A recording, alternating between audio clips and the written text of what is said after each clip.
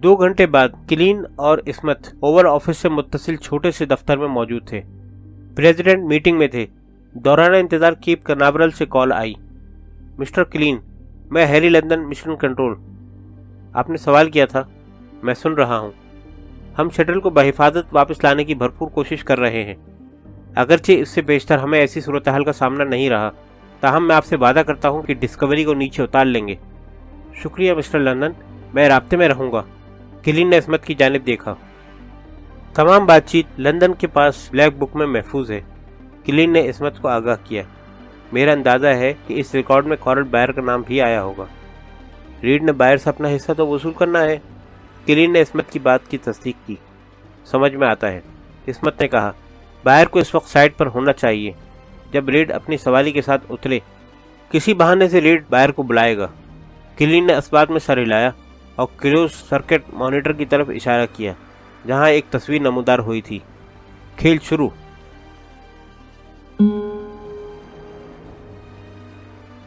President के चेहरे पर तफक्कुर के असरात थे।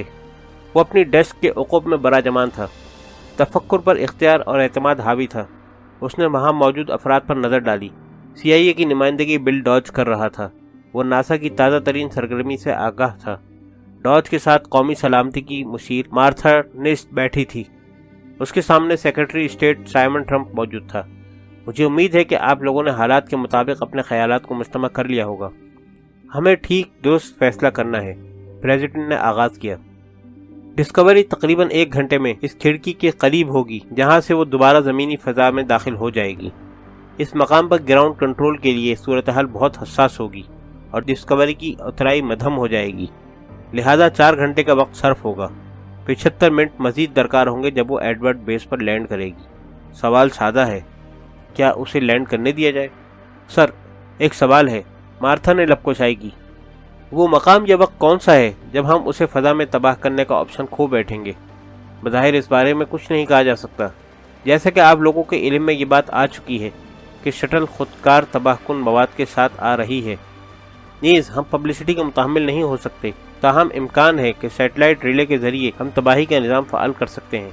गालिबन ये मुमकिन है कि इस तरह हम शटल की मौजूदा पोजीशन से लेकर ज़मीन छूने से कबल इसे किसी वक्त भी तबाह कर दें। लेकिन मिस्टर प्रेसिडेंट, शटल में जो कुछ है वो खला में डिज़ाइन किया गया है। वो हमारे माहौल में सरायत करने के लिए गैर मौसर है, बिल डॉज ने कहा। ऐसा ही है, प्रेसिडेंट ने जवाब दिया। सर, ये भी सही है कि हम नहीं जानते कि दरहकीकत डिस्कवरी के अंदर हुआ क्या। साइमन ने नुक्ता उठाया। हमारे 5 कीमती तजर्बेकार अफराद ख़त्म हो गए। हम नहीं जानते क्यों और कैसे। एक अभी जिंदा है। मैदानी जंग में हम मारे जाने वालों को भी वापस लाते हैं, और अगर कोई बच जाए तो हर मुमकिन कोशिश की जाती है कि उसे वापस लाया जाए। मैं इत्तेफाक करती हूँ, मार्था बोली। पहली बात, बज़ाहिर शटल में मैकेनिकल ख़राबी नहीं है। दूसरे, नासा की कोशिशें जारी हैं। अगर तमाम अफराद, जिनमें एक जिंदा है, को ज़मीन पर लाया जाए तो क्या हो सकता है? इस वक्त वो खाने पीने की अशिया को जांच रहे हैं। हम जानते हैं कि माइक्रो ग्रेविटी में जरासीम बहुत तेज़ी से परवान चढ़ते हैं। इस बात के बहुत ज़्यादा इम्कानात हैं कि नामालूम ख़तरा ज़मीन पर बेअसर होने के साथ खला में नाकाबिल मज़ाहमत उफरीत हो।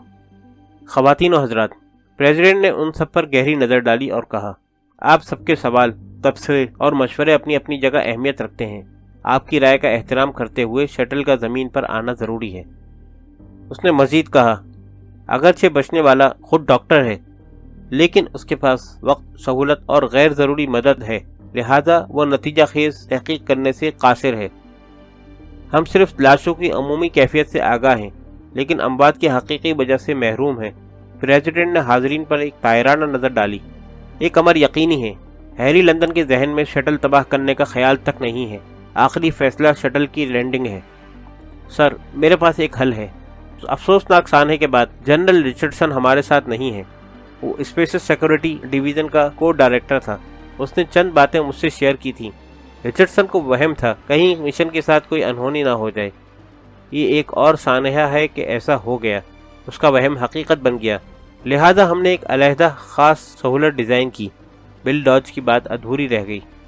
और ये सहूलत कहाँ है? साइमन ने सवाल किया। लॉस एंजलिस से शुमाल मशरक़ में 60 मील के फासले पर गुरूम लीक है। वो जगह हमारी परवाज़ों की आजमाइश के लिए है। मैं समझा नहीं, प्रेसिडेंट ने कहा। बिल डॉज ने ब्रीफ केस से एक वीडियो कैसेट बरामद की और इसे प्ले कर दिया। सब टीवी स्क्रीन को देख रहे थे, जहां एक सहराई इलाके की छवि उभरना शुरू हुई। यहाँ तो कोई खास बात नजर नहीं आ रही, मार्था की आवाज़ आई। इसे कस्तन खुफिया रखा गया है, बिल डॉज ने जवाब दिया। आइडिया हमने इसराइल से मुस्तार लिया था। इसराइल के पास अपने फाइटर क्राफ्ट्स को छुपाने के लिए ज़मीन नाकाफी थी। उन्होंने ज़ेर ज़मीन बैंकर बनाकर उसका हल निकाला। ज़ेर ज़मीन रनवे भी था, जिनकी अपनी जदीद खसूसियात हैं। उसने स्क्रीन की तरफ इशारा किया। वो हमारा एक रनवे है। बिल डॉज ने बटन दबाकर फ्रेम मुंजबित किया। यहाँ रनवे बज़ाहिर ख़त्म हो रहा है, लेकिन दरअसल ये मज़ीद 600 फुट आगे चला गया है और ढलवान की शक्ल में बैंकर में चला जाता है।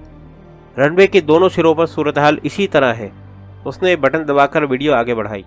ज़मीन के नीचे हाइड्रोलिक जैक का सिस्टम है। अंदर रोशनियों की वजह से तारीकी नहीं है। वो जरासीम का चैम्बर है, जिसकी दीवारों में दोहरा कंक्रीट है। दीवारों की मोटाई 6 फुट है। हवा के आमदोरफ्त के लिए हीपा फिल्टर्स हैं। बैंकर की दीवारें बेहद मजबूत और कई फुट मोटी हैं। शटल के अंदर जाते ही बैंकर खुदकार तरीके से सील हो जाएगा। अंदर एक बड़ी ट्यूब खास मकसद के लिए बनाई गई है। ट्यूब का एक सिरा शटल के साथ और दूसरा चैम्बर के साथ मिल जाएगा। रीड को शटल से ट्यूब में और फिर चैम्बर में लाया जाएगा। अगर शटल के अंदर ऐसा कोई खतरा हुआ जो हमारे लिए काबिल बर्दाश्त नहीं, मार्था ने तशवीश जाहिर की, ऐसी सूरत में टीम को बाहर निकाल लिया जाएगा और फिर ये होगा। बिल डॉज ने स्क्रीन की तरफ इशारा किया, जहां शोले ही शोले नजर आ रहे थे। हमारे बंदोबस्त में 3 फ्यूल बम हैं। आग और तपिश हर शय को राख तक बसम कर देगी। हर शय, हर चीज़। यही मेरे अल्फाज हैं। मुझे चंद मिनट दरकार हैं। आप लोग बातचीत करें, मैं जल्द वापस आता हूँ। प्रेसिडेंट ये कहते हुए खड़े हो गए।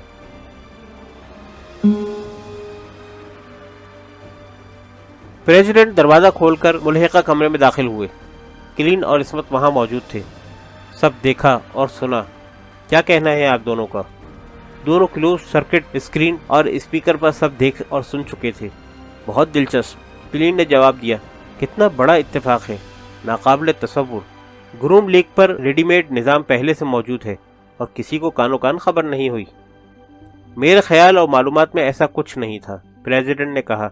यकीनन बिल डॉज के बजट में ब्लैक मनी का इजाफा हो चुका है, इसीलिए उसे फिक्र नहीं थी कि किसी को खबर होती है या नहीं।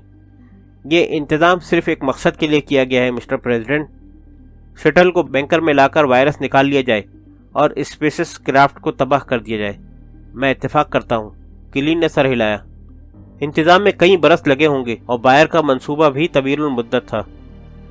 ग्रूम लीग में बायर को बिल डॉज जैसे साथी की ज़रूरत थी। रिचर्डसन की पोजीशन मुख्तलिफ थी।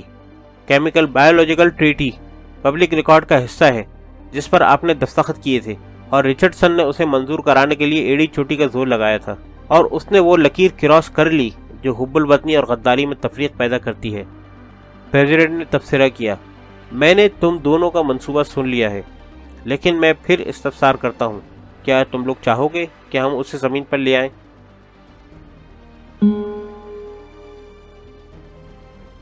प्रेसिडेंट की वापसी पर ओवल ऑफिस में खामोशी छा गई।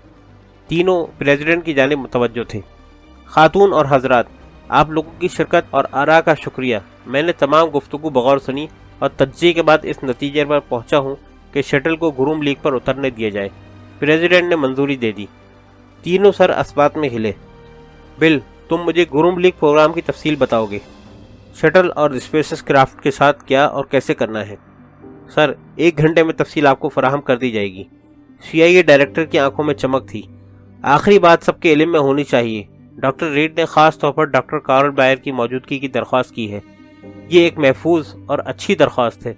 कीमियाई हयातियाती हादसों के लिए दुनिया में बायर जैसी अथॉरिटी मौजूद नहीं। माजी में वो पेंटागन के साथ काम करता रहा है। उसमें ग्रूम लीग का प्रोजेक्ट भी शामिल था। उसकी मौजूदगी इस मौके पर एक कीमती असासे की हैसियत रखती है। ठीक है, मुलाकात ख़त्म होती है। एयरफोर्स 1 2 घंटे में नेवाडा के लिए परवाज कर जाएगा। प्रेसिडेंट ने इख्तितामी जुमला कहा।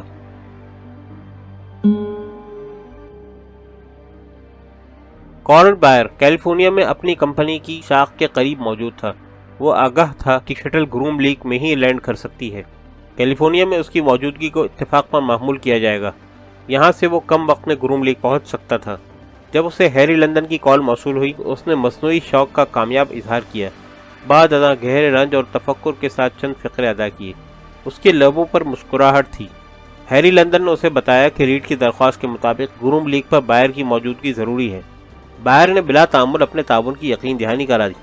ساتھ ہی اس نے مشورہ دیا کہ اس کی موجودگی کی کلیئرنس کے بارے میں جنرل رچرڈسن سے بھی معلوم کیا جائے۔ فلائٹ ڈائریکٹر نے لڑکھڑاتی آواز میں بائر کو بتایا کہ رچرڈسن اور پرائس کس طرح ایک حادثے میں ہلاک ہو گئے۔ یہ سن کر بائر واقعتاً حیرت زدہ رہ گیا۔ اس نے ہیری لندن کا شکریہ ادا کیا اور phil4cnn.com پر آ گیا۔ بائر نے بغور حادثے کی جزیات پڑھیں، تصاویر دیکھیں۔ دونوں کی اموات ہر زاویے سے حادثاتی دکھائی دے رہی تھی۔ اچھا ہوا، وہ بڑبڑایا۔ 2 اہم گواہ ختم ہو گئے۔ اس کے نزدیک دونوں کی افادیت ختم ہو چکی تھی۔ جاتے جاتے وہ ایک اچھا کام کر گئے، عصمت کو ساتھ لے گئے۔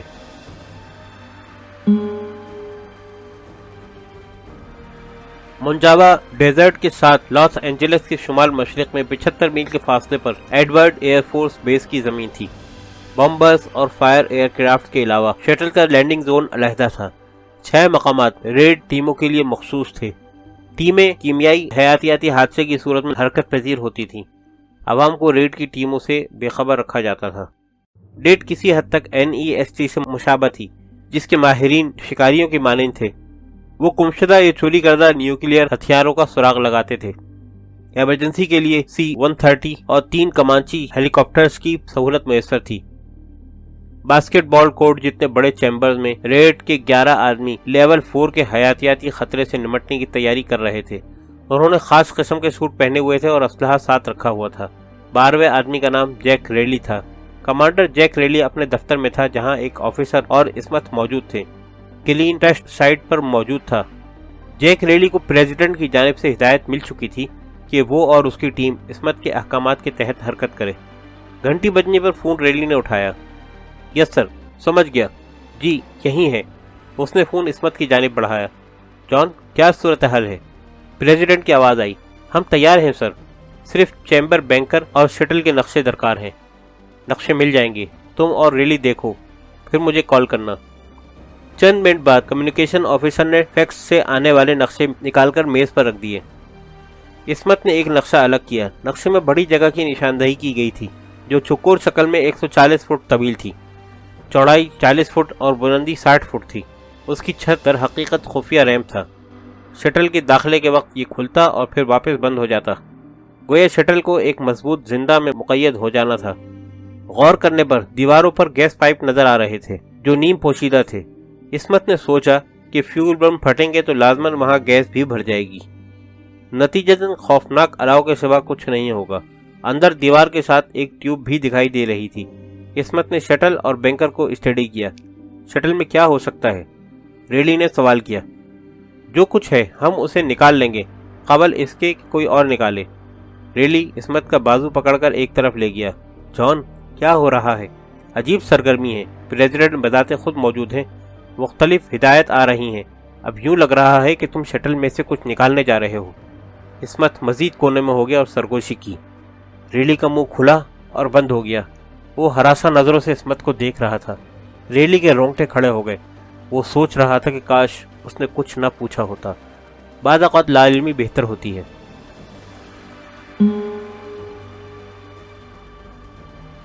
میگان اولسن نے حقیقت قبول کر لی تھی، ہر ترکیب آزما لی تھی۔ ایئر لاک ڈور ٹس سے مس نہیں ہوا تھا۔ وہ دروازے سے پیچھے ہٹ گئی۔ ریڈ اور مشن کنٹرول کی آوازیں ہیڈ سیٹ کے ذریعے اس کی سماعت سے ٹکرا رہی تھی۔ شٹل چند منٹ بعد خلائی ماحول سے نکل کر زمینی فضا کی آخری حد فاصل توڑنے والی تھی، جس کے بعد وہ کشش ثقل کی زد میں آ جاتی۔ 1 حربہ باقی تھا، وقت کم تھا، بڑی فیصلہ کن اور نازک صورتحال تھی۔ بیگان آگاہ تھی کہ شٹل جب خلا سے کرۂ ارض کی سرحد پار کرے گی تو کیا ہوگا۔ ایسا ہی لگے گا جیسے وہ کسی طاقتور سانڈ کی پشت پر ہے، جو عالم اشتعال میں اچھل کود کر رہا ہے۔ جو کرنا تھا فوراً کرنا تھا۔ وہ چاروں دھماکہ خیز بولٹس کو گھور رہی تھی جو دروازے کے چاروں کونوں پر موجود تھے۔ یہ ترکیب انتہائی ہنگامی صورتحال کے لیے تھی۔ چاروں بولٹس میں ٹائمر تھے، ایک کو چھیڑنے پر چاروں کے ٹائمر اسٹارٹ ہو جانے تھے۔ چاروں بولٹ ہٹنے پر معین وقت میں دھماکے کے ساتھ طوفانی دھکا اندر کی جانب آتا۔ میگان کو 50 فٹ دور ہونا چاہیے تھا، وہاں حد سے حد 15 فٹ کی گنجائش تھی۔ اس کے زخمی ہونے کے امکانات کافی روشن تھے۔ کوئی کرشمہ ہو بھی جاتا تو اس کا خلائی سوٹ ضرور متاثر ہوتا۔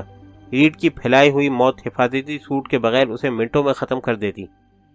میگان نے منفی خیالات کو ہٹا کر خود کو پرسکون کیا، تاہم سینے میں دل ہتھوڑے کی مانند چل رہا تھا۔